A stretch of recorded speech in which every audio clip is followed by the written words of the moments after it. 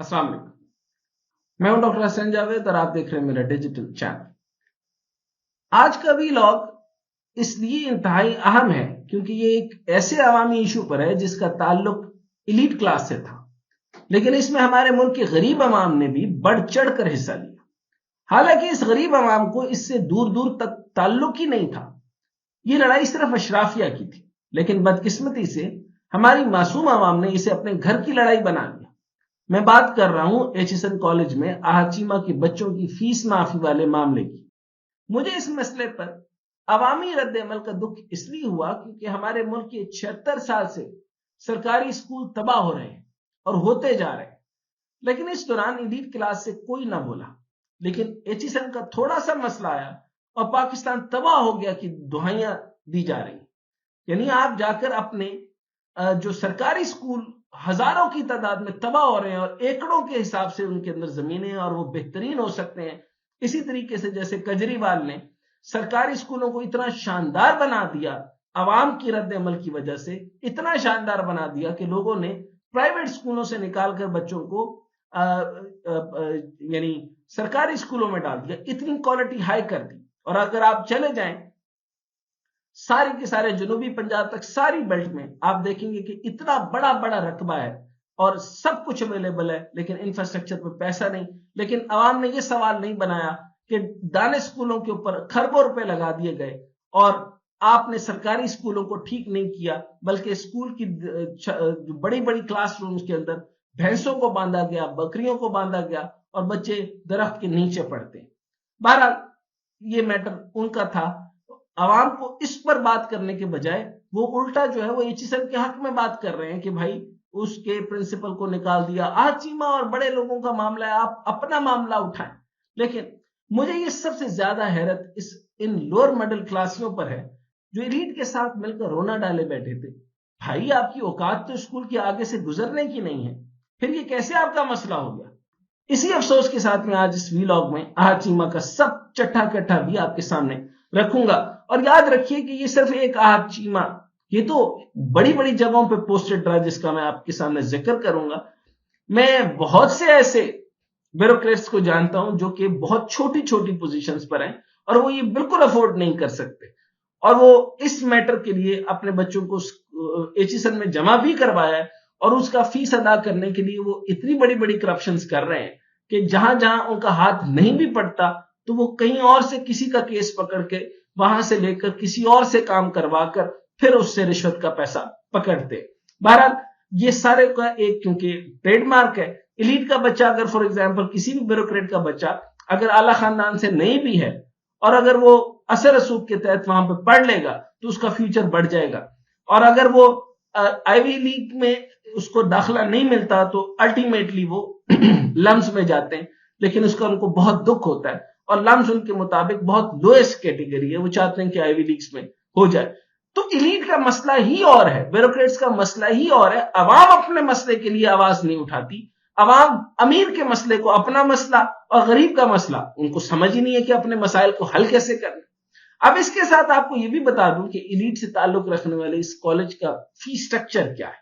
آج تک آپ کو یہ پتا ہے کہ ان کا فی سٹرکچر کیا ہے؟ یہ فی سٹرکچر آپ کو نہ صرف حیران کر دے گا بلکہ آپ اس سے متعلق سن کر پریشان ہوں۔ چلے اس سارے معاملے کو سادہ بنانے کے لیے ہم ایک ساؤتھ افریقی کہاوت سے اس کا آغاز کرتے ہیں۔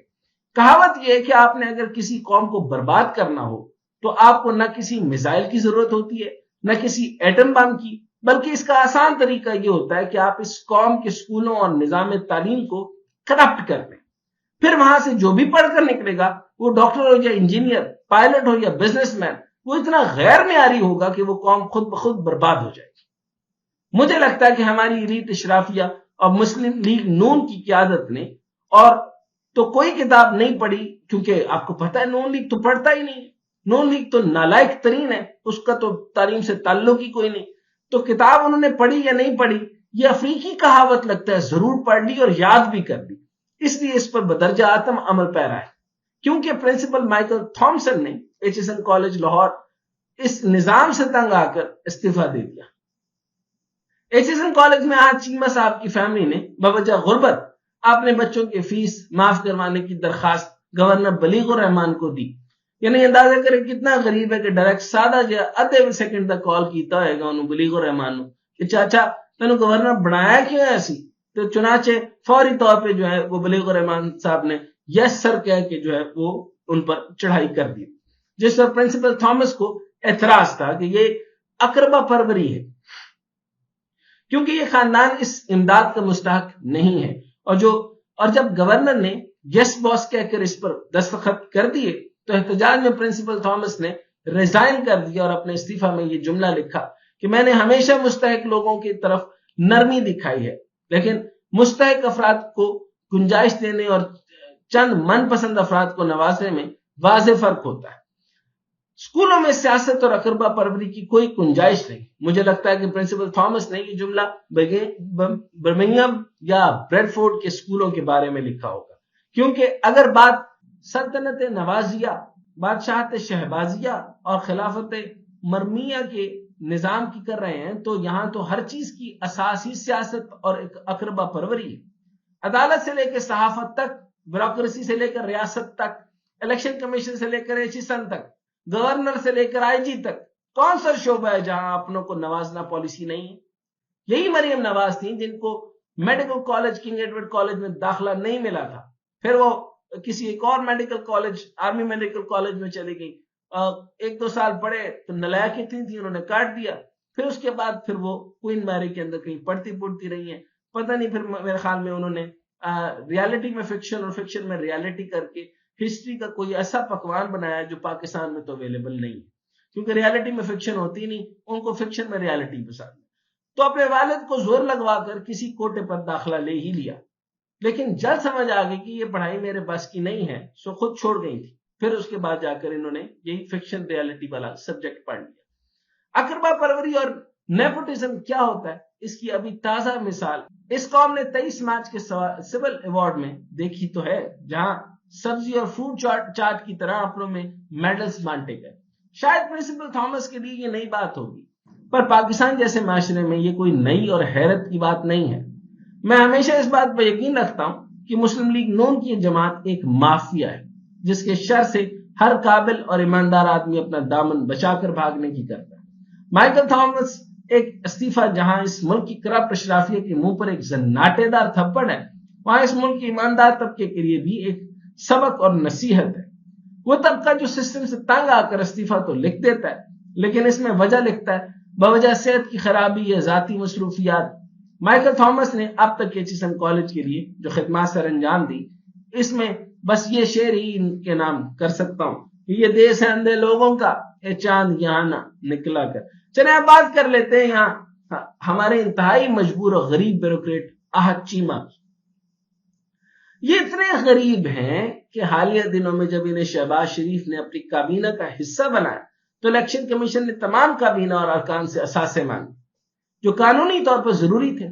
انوار اللہ کاکڑ سے لے کر شہباز شریف تک سب نے اپنے اثاثوں کے گوشوارے جمع کرائے، جو کہ آج بھی الیکشن کمیشن کی ویب سائٹ پر موجود ہے، لیکن ہمارے اس غریب بیوروکریٹ نے اپنے گوشوارے جمع کرانے سے منع کر دیا۔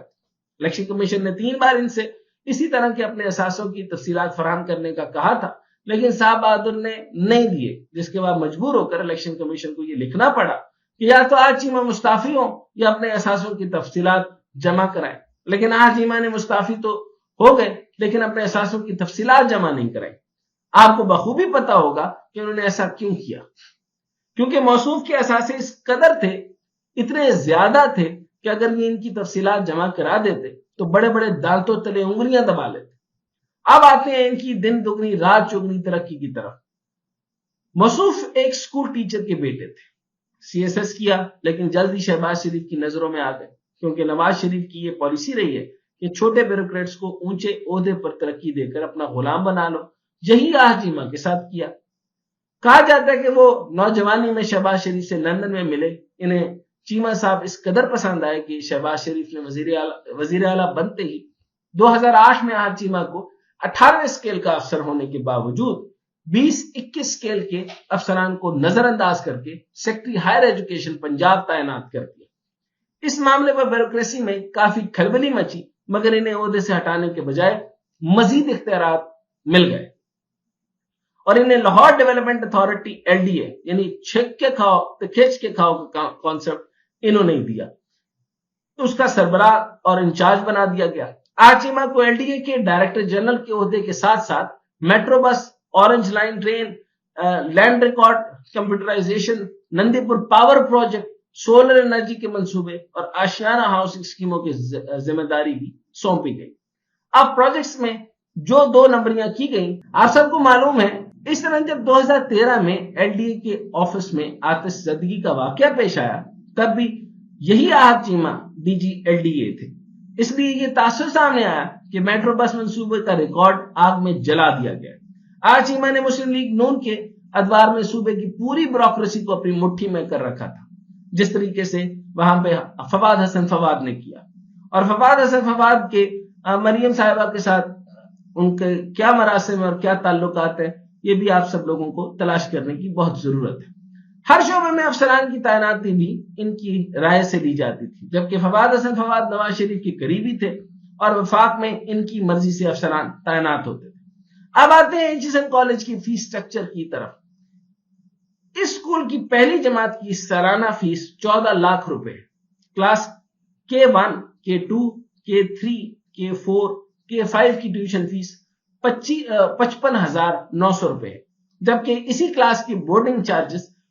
59,300 روپے۔ اگر پہلی جماعت سے 5ویں جماعت کی صرف سالانہ ٹیوشن فیس کا حساب کیا جائے تو یہ 6,70,000 روپے بنتی ہے۔ اگر اس میں ہاسٹل میں رہائش کے سالانہ اخراجات ساتھ ڈالے جائیں تو 7,11,400 روپے بھی جمع کرا دیے جائیں تو کل ملا کر یہ رقم 17,78,400 روپے تک جا پہنچتی ہے۔ اب بچہ اگر ایک آدھ امیرانہ شوق نما کھیل بھی جوائن کر لے تو سالانہ اخراجات کا لامحالہ 18 لاکھ روپے سالانہ کی حد بآسانی عبور کر جاتا ہے۔ دوسری جانب K6 E2 اور M1 کلاسز کی ٹیوشن فیس 61,300 روپے، جبکہ بورڈنگ چارجز 63,600 روپے، جبکہ 9ویں اور 10ویں جماعت M2 C1 اور C2 کی ٹیوشن فیس 67,700 اور ان کے بورڈنگ چارجز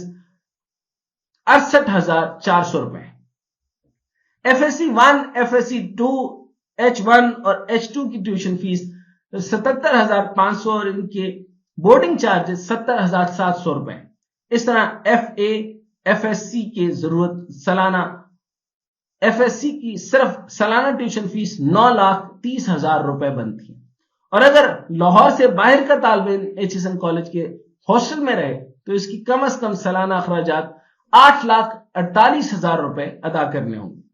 ٹیوشن اور ہاسٹل فیس ملا کر 17,78,400 روپے کی رقم بنتی ہے، جو ظاہر ہے پاکستان کا کوئی عام آدمی ایک بچے کی پڑھائی پر خرچ کرے تو پاسبل ہی نہیں ہے کہ وہ خرچ کر سکے۔ اشرافیہ کے بچوں کے لیے مختلف مہنگے شوق، کھیلوں، سفری سہولت سمیت نشانہ بازی کی بھی فیس موجود ہے۔ ٹرانسپورٹ کی فیس 15,000 روپے ہے، جبکہ گھوڑ سواری وغیرہ جس کو گھڑ سواری کہتے ہیں 12,000 روپے مختص کی گئی ہے۔ دوسری جانب ارینا پولو کی فیس 12,000 روپے اور نشانہ بازی کی فیس 6,000 روپے مختص کی گئی ہے۔ قصہ مختصر کہ یہ بات امیروں کی ہے یا اشرافیہ کی ہے، یہ وہ لوگ ہیں جو غریبوں سے جن کا کوئی تعلق تر نہیں ہے۔ کہنے کا مقصد صرف یہاں یہ ہے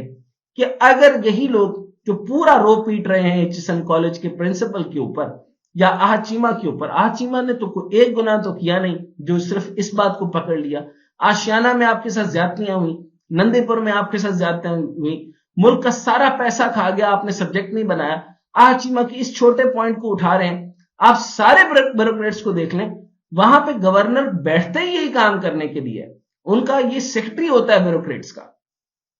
اور ان کے اسکول ان کی جو فیس معافیاں اور یہی کام تو اس کا ہوتا ہے اور تو کوئی کام نہیں۔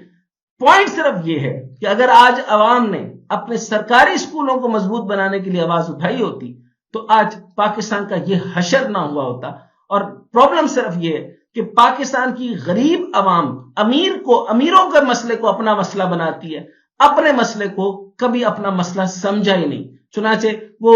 انہی غربت میں رہ کر اپنے آپ کو کوستے ہیں، کاٹتے ہیں، ذلیل کرتے ہیں، کھجل کرتے ہیں اور اپنے آپ کو سمجھتے ہیں کہ ہم ہیں ہی اسی قابل۔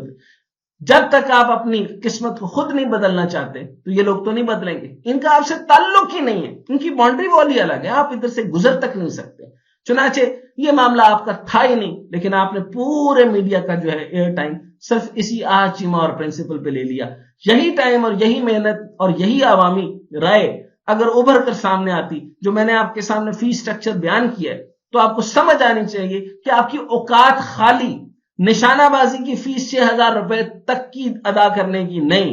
چنانچہ آپ کا کیا تعلق ہے؟ آپ سارے کے سارے ٹی وی چینلز پر یہ آواز اٹھواتے کہ آپ کے سرکاری اسکولوں کو, جیسے ایک زمانے میں